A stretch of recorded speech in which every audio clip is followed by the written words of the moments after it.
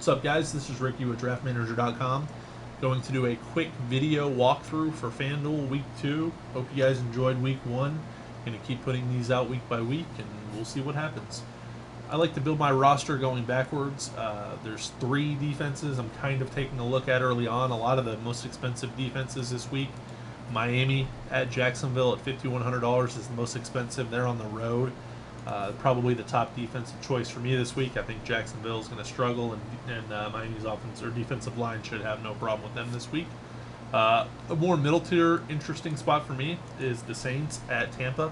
The Saints, in general, not a very good defensive team, although they play a little bit better at home, but they are 10-point favorites, and Jameis looked horrendous in Week 1, so I wouldn't be surprised if we have some exposure to the Saints. The more interesting one to me this week, at the very bottom of the pile over here, is the Oakland Raiders defense. They play Baltimore. This is mostly a function of I think Baltimore's going to have a pretty tough week this week. I don't see it having a lot of exposure to Baltimore players.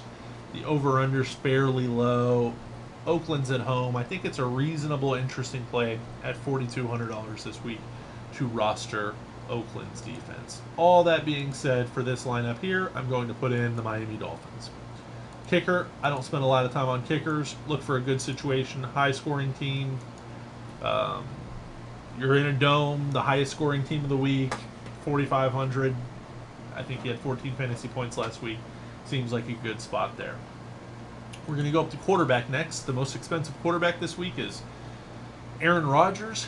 He is home against Seattle. I think he has a reasonable chance to have a very good week again. Seattle's defense struggled last week, and Cam Chancellor appears not to be playing him this week.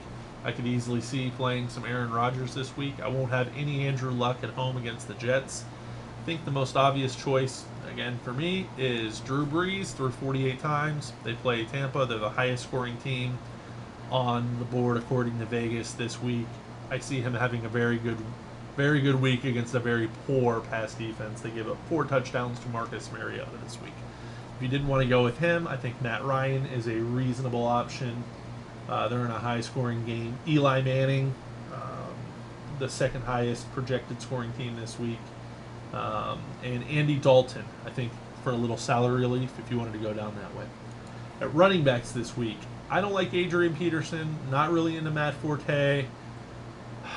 I was down on Jeremy Hill last week, but he scored 2 touchdowns and kind of saved the day, but he kind of did exactly what I thought. Gio got a few too many touches for me paying for an $8,400 running back. If I'm going to pay Matt Forte's $8,900, at least I know he's going to be on the field the whole time.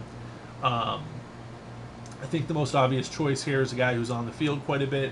Green Bay has stunk against the run last season and look to continue again this week. I could see Marshawn getting 20 rushes, all the goal line carries. I think Marshawn Lynch is the top running back on the board this week. Other running backs that I am considering playing would be Melvin Gordon or Danny Woodhead, specifically Danny Woodhead. Cincinnati is 29th against running backs out of the backfield and 28th against actual runners. And I think Woodhead had 12 rushes last week and several receptions. So I think Woodhead, I guess for this roster, we're going to throw in Woodhead as a second option. Some other guys I'm on this week would be Lamar Miller, Amir Abdullah. I could see Chris Johnson. They keep saying that he's going to be the starter there in Arizona, that the other Johnson, the more talented one, for some reason isn't getting as much run. Chris Johnson's $5,700. If you really want to go cheap, he's an interesting spot this week. Doug Martin on the other side of this, on paper looks good. Doug Martin looked really good last week, but then they got so far behind. He just didn't do anything in the second half. That could easily happen again this week.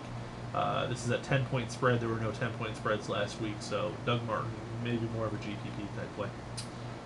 DeMarco Murray shows up on paper. I'm not playing DeMarco Murray. I just can't trust it. I know he had a big week, but he had 8 rushes for 9 yards, 20 total yards, and then 2 touchdowns. I just can't. I can't play a guy that costs, how much is he's $8,300. He's the 5th most expensive running back. I can't endorse that, even though he looks good on paper. You could look for Alfred Blue again on paper again. He just didn't have enough touches last week to really do anything for me. Um, Moving on to wide receiver, Antonio Brown's the most expensive.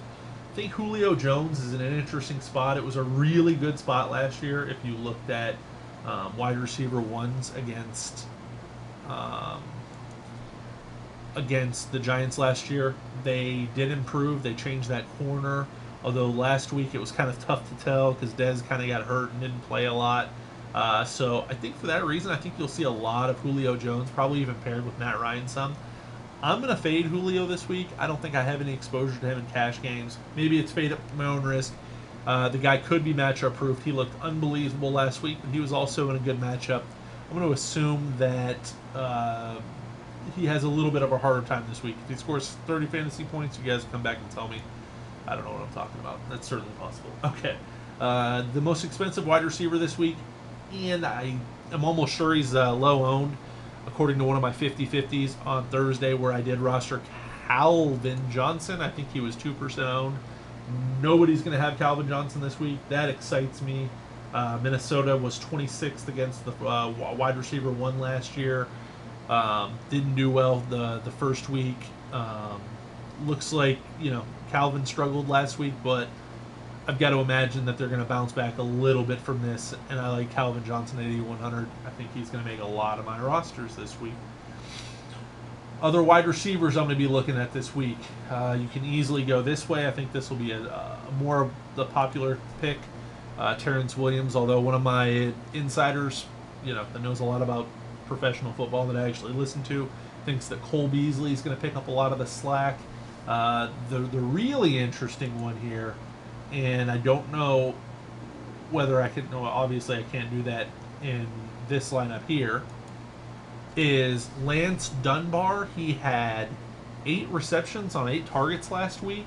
Didn't have a rush. They were more with McFadden and their starter over there, Randall. But it's an interesting spot. I don't know. I think Lance Dunbar at $4,800 is definitely somebody I might have some exposure to. He might pick up some of the slack there instead of Terrence Williams. But I think Terrence Williams is kind of the chalk, easy to put in play here. Another wide receiver I like this week is Brandon Cooks. Typically don't pair people too often in cash games, but I think this guy's nice and easy to pair. Had a fair amount of targets last week. A lot of the targets came out of the backfield there. It's a great spot on paper. Tampa was literally 31 out of 32 teams last year against wide receiver ones. I see a lot of scoring in this game. I think Brandon Cooks is a very reasonable play this week. The tight end position, there's several different plays you can go. Again, you can downgrade Miami to New Orleans on defense again this week. You can downgrade, wide receiver from Brandon Cooks. I guess I could have, talked about a few other guys I like this week. I like Larry Fitzgerald a lot. Steve Smith, he had 7 targets last week. Vincent Jackson on paper, even though Mike Evans returns, had 11 targets. Already talked about Terrence Williams. There's several different ways you can go there. If you didn't want to play Cooks and wanted to have a little bit more money left for tight end, I think Larry Fitzgerald is in a very good spot this week. Could throw him in at 5,900, leaves you 6,500. Lots of different ways you can go. And I'll just leave you a little bit of extra money so you can see what you want to do. Martellus Bennett has a very good matchup this week. Arizona historically bad against tight ends. You can easily play him. Greg Olsen, I think, has a nice comeback game. Matchup's not great, but I can't imagine he only has 1 catch, and I think he'll be low owned. I think a lot of people are going to be after these guys, the Tyler Eiferts and I think low owned with Gronkowski as well. But I think you're going to see like the Tyler Eiferts. He had multiple touchdowns. Jordan Cameron had a nice week. Safarian Jenkins had a nice week. You had lots of tight ends that did very well last week. Witten had 2 touchdowns. Bennett had a nice game. Jimmy Graham had a touchdown. Lots of tight ends. Everyone basically but Greg Olsen, I guess I'm saying. And I could see him being very low owned this week. Brandon Cook for $5,200. Jared Cook, sorry. Very good game last week. I think he had 8 or 9. He had 6 targets in the game, actually. It's a very good matchup for him. I like him this week. If you want to go cheaper, his matchup on paper isn't as good, but I think he is a very viable option, is Jordan Reed, who is $5,000. His price hasn't gone up yet. There's an injury there last week at the wide receiver spot. Deshaun Jackson was running down the field and got hurt. His hamstrings hurt, so he's out. Garcon and Reed were the primary benefactors of that injury. So I think Reed is gonna have several balls thrown his way, and he's still $5,000. So I think he's certainly reasonable. Again, you can get rid of him and go back up to Brandon Cooks here at $7,400. Boom, perfect lineup. There's a lot of different ways you guys can go, and again, this might change, but I think for right now, this is a very reasonable cash line if you can throw out there. You can visit draftmanager.com. We try to support the community in any way that we can, and we appreciate you coming by to watch this video.